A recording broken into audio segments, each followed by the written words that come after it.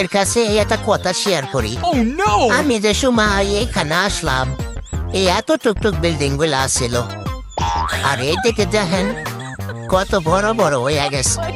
আর এইগুলো ছোট ছিল, এখন এগুলো বড় হয়ে গেছে গা।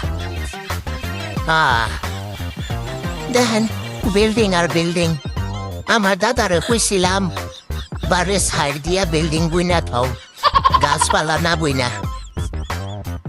বললে পরে কত ভালো হইতো। এই যে 10-12 বছর পরে যাইতাছি দেশে, যাই দেখতাম বাড়ির সাইডে মরে দেয় বিল্ডিং আর বিল্ডিং।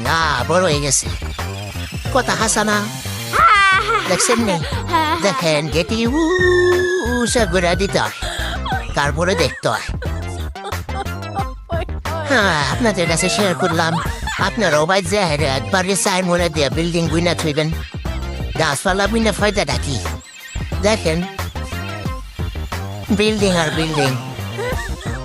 বাড়িতে কই আইবেন প্রতিদিন বিল্ডিং এর ঘোড়ায় পানি দিতে, পরে বিদেশ থেকে যাইলে দেখবেন যে না বাড়ি হয়ে গেছে গা ভাই।